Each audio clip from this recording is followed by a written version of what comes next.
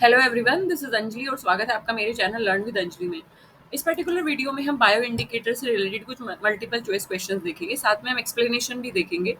हमारा पहला क्वेश्चन है, our first question is bio indicators refers to. Bio indicators हम किसको बोलते हैं, बायो इंडिकेटर्स क्या होते हैं? तो वो organism that are use to monitor the health of an environment और an ecosystem. So those organism are known as bio indicators. अब बायो इंडिकेटर्स जो है ना, वो फ्लोरा भी हो सकता है, यानी कि कोई प्लांट भी हो सकता है, और एनिमल भी हो सकता है, यानी फोना भी हो सकता है। तो वो ऐसे ऑर्गेनिज्म होते हैं जो कि इन्वायरमेंट या किसी इकोसिस्टम की हेल्थ को मॉनिटर करने के लिए, हेल्थ को जानने के लिए, यानी उस इन्वायरमेंटल कंडीशंस को जानने के लिए यूज किए जाते हैं। क्योंकि बायो इंडिकेटर जो है, कोई भी अगर इन्वायरमेंट में चेंज होता है तो उसके चेंज के अगेंस्ट में क्या करते हैं, चेंज का रिस्पॉन्ड करते हैं। अगर इकोसिस्टम में कोई भी बदलाव आता है, जैसे कि पोल्यूशन होता है वहाँ पे, या वहाँ का इन्वायरमेंट एसिडिक होता है, तो जो भी चेंज होता है उसके अगेंस्ट में ये रिस्पॉन्ड करते हैं।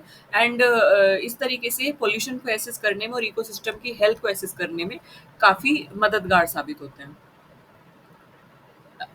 लाइकन जो है, they are widely used as bio indicators. अब जैसे मैंने बताया कि इन्वायरमेंट में चेंजेस हैं उसको इंडिकेट करने के लिए ये ऑर्गेनिज्म यूज होते हैं, उसकी हेल्थ को ये लोग बताते हैं। ठीक है।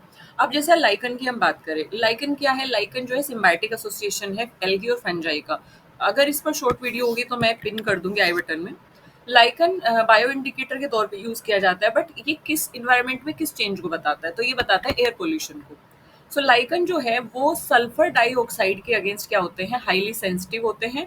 एंड अदर जो एयर पॉल्यूटेंट्स है, मेनली सल्फर डाइऑक्साइड, क्योंकि अगर आपके पास चार ऑप्शंस भी होंगे तो उसमें से आप सल्फर डाइऑक्साइड पर टिक करेंगे। सल्फर डाइऑक्साइड और अदर एयर पॉल्यूटेंट के अगेंस्ट क्या होता है, हाईली सेंसिटिव होते हैं। तो जिससे ये क्या करते हैं, अगर एयर में सल्फर डाइऑक्साइड की कॉन्सेंट्रेशन ज़्यादा होती है तो लाइकन जो है, क्योंकि उसके लिए सेंसिटिव है, तो लाइकन में चेंजेस आना स्टार्ट होंगे। एंड वहाँ से आप पता कर सकते हैं कि लाइकन में चेंजेस हुए तो इसका मतलब एयर क्वालिटी में कुछ गड़बड़ है। इस तरीके से एयर क्वालिटी का इंडिकेटर है, तो इंडिकेट करते हैं कि there is something wrong in quality of air. Which of the following organism indicate heavy metal pollution in water bodies? इसमें से कौन सा ऑर्गेनिज्म जो है वो वाटर में हैवी मेटल की पॉल्यूशन को इंडिकेट करता है? यानी कि कौन सा ऐसा ऑर्गेनिज्म है, अगर वाटर में हैवी मेटल पॉल्यूशन है तो ये इंडिकेट करेगा ऑर्गेनिज्म। तो डाइफना जो है, वाटर फ्लीज जिसे हम बोलते हैं, तो डाइफना जो है ये बायो एसे के तौर पे यूज किया जाता है। बायो एसे पर प्रीवियस वीडियो मैंने बनाई थी, आई बटन में मैं पिन कर दूंगी, आप जरूर देखेंगे। तो डाइफनिया जो है, they are used in bioassay for detecting toxicity from heavy metals and pesticides in water. पानी में जो हैवी मेटल्स हैं, पानी में पेस्टिसाइड्स जो हैं, तो उनकी टॉक्सिसिटी को डिटेक्ट करने के लिए डाइफना का यूज किया जाता है। तो ये एक तरीके से बायोएसे के तौर पे यूज होते हैं, मतलब हम ऐसे टेस्ट जिसमें हम ऑर्गेनिज्म को यूज करते हैं to find out, to detect something, to detect heavy metal और detect pesticides and all that thing. Next we have presence of Ecornia coli, presence of Escherichia coli, E. coli जिसे हम बोलते हैं। Presence of E coli in water indicates, तो पानी में अगर E coli है तो ये इंडिकेट किस चीज को करता है? ये इंडिकेट करता है फीकल कॉन्टामिनेशन को। ठीक है। पानी में अगर ई कोलाई है तो इसका मतलब है कि वाटर इंडिकेट, ये ई कोलाई इंडिकेट कर रहा है कि पानी में जो है सीवेज ज़्यादा गया है, पानी में एनिमल वेस्ट ज़्यादा गया है, ऑर्गेनिक वेस्ट है। ऑर्गेनिक वेस्ट से मेरा मतलब है सीवेज। ठीक है।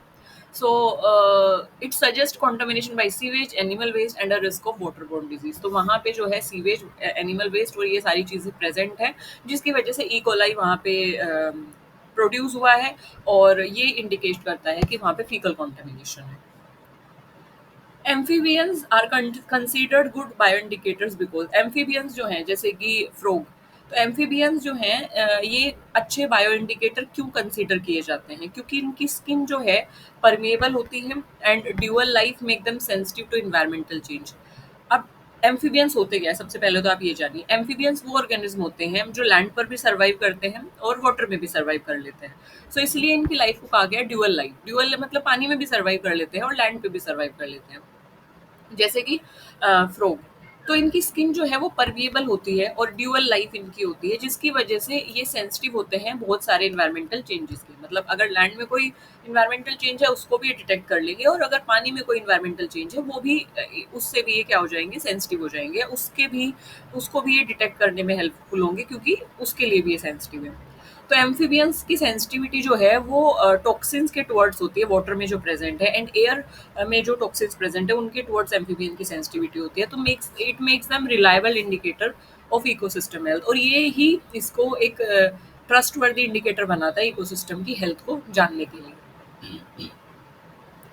Disappearance of sensitive species from an area indicates, अगर कोई एरिया है और उस एरिया में सेंसिटिव स्पीसीज डिसअपेयर हो गई है, मतलब कोई ऐसी स्पीसीज जो बहुत सेंसिटिव है। जैसे अगर मैं बात करूं, कुछ ऐसे एनिमल्स होते हैं जो स्टीनोथर्मल्स होते हैं। स्टीनोथर्मल्स वो एनिमल्स होते हैं जो कि बहुत नैरो टेम्परेचर रेंज में सर्वाइव करते हैं, तो अगर टेम्परेचर बढ़ता है तो वो फिर डिसअपेयर हो जाएंगी स्पीसीज।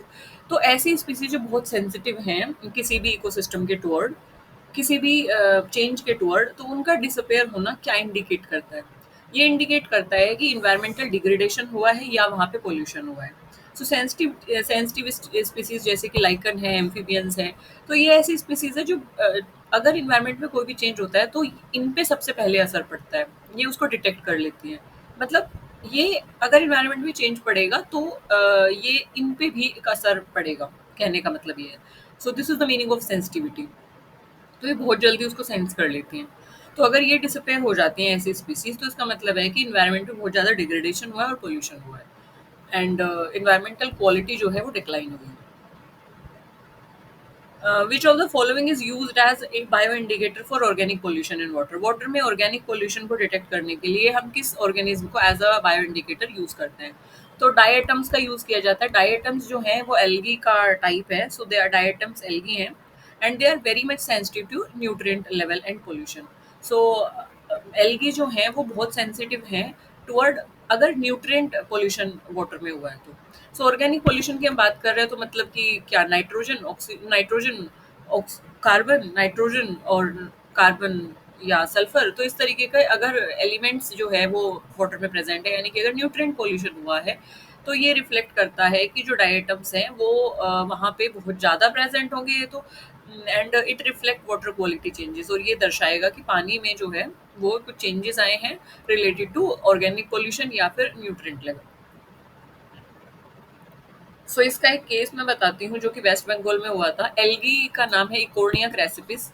इकोर्निया क्रेसिपिस करके, जिसको बंगाल टेरर भी बोला जाता है, बंगाल टेरर, बंगाल का खतरा एक तरीके से इसको बोला जाता है। तो वहाँ पे यही हुआ कि बहुत ज़्यादा ऑर्गेनिक पोल्यूशन हुआ, न्यूट्रिएंट पोल्यूशन हुआ, और वहाँ पे बहुत ज़्यादा एल्गी जो है वो ग्रो हो गई। So this is bio indicator differ from bio एक्यूमुलेटर्स। Bio accumulator से कैसे डिफरेंट है?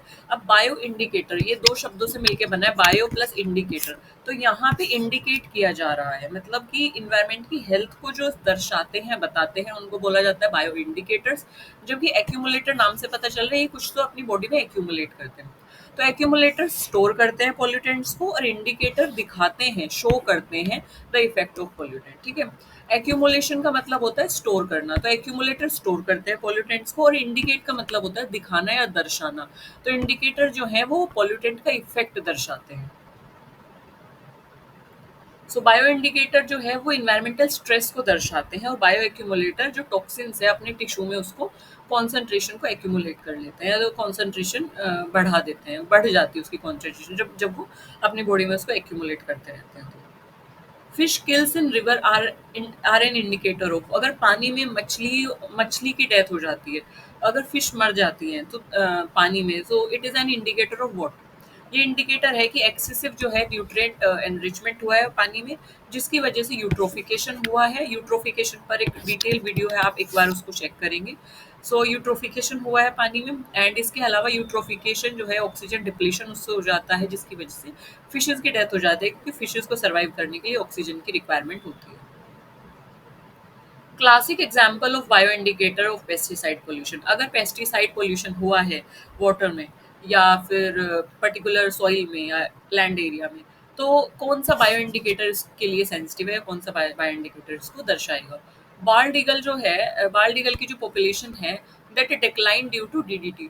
सो ये एक एग्जाम्पल है कि जिससे हम ये समझ सकते हैं कि बायो इंडिकेटर जो है वो किस तरीके से पेस्टिसाइड पोल्यूशन को दर्शा रहे हैं। तो बाल्ट ईगल की जो पॉपुलेशन है वो उसका डिक्लाइन होना डीडीटी की वजह से एक बेस्ट एग्जांपल है बायो इंडिकेटर का, पेस्टिसाइड पोल्यूशन से डिग्रेड होने का या डिक्लाइन होने का। डीडीटी किसको बोलते हैं हम? डीडीटी एक पेस्टिसाइड है जो कि बहुत हार्मफुल है, डाइक्लोरो डाइफिनाइल ट्राइक्लोरोइथेन इसका नाम है।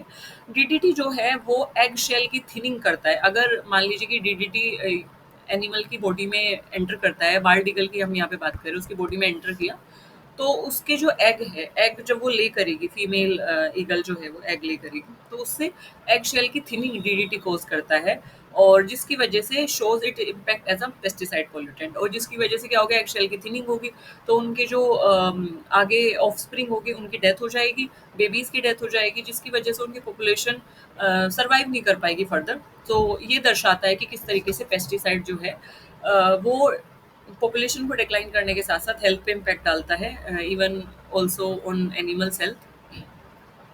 सो पेस्टिसाइड पोल्यूशन का एक एग्जाम्पल है। So this is about in this video. This is all in this video. If you have any suggestion, any query regarding this content, regarding this video, please do feel free to let me in the comment section. And one more thing, if you want to join my crash course, I have launched my crash course like recently. तो recently मैंने एक crash course launch किया है, जिसकी video भी मैंने upload की है। इसके अलावा मैं उस वीडियो को भी डिस्क्रिप्शन बॉक्स में पिन कर दूंगी, उससे आपको आइडिया लग जाएगा कि क्या क्या चीज़ें आपको क्रैश कोर्स में मिलने वाली है और किस तरीके से आपको फर्दर प्रोसीजर करना है उसको ज्वाइन करने के लिए। सो दिसंबर में जैसे कि आप सभी को पता है कि हमारा यूजीसी नेट आने वाला है, तो उसको देखते हुए मैंने 3 मंथ का एक क्रैश कोर्स लॉन्च करने का सोचा। So you can join that course, जिससे आपको पेपर 2 इन्वायरमेंटल साइंस, जिसका कोड है 89, आपको उसकी डिटेल प्रिपरेशन मिल जाएगी, क्योंकि ये बस एमसीक्यूज हैं। तो एमसीक्यूज आपको किस तरीके से क्रैक करने हैं और किस तरीके से पूरी स्ट्रैटेजी रहेगी, और आपको नोट्स भी प्रोवाइड होंगे, आपको रिकॉर्डेड वीडियोस भी प्रोवाइड होंगी, इसके अलावा आपको क्विजेस, असाइनमेंट्स, तो सारी चीज़ें आपको टाइम टू टाइम प्रोवाइड होती रहेंगी। So you can join, it would be beneficial for your journey for UGC net. So you can join that. I'll pin that video in description box. So do check the description box for that video. Thank you for listening me so patiently. Bye bye.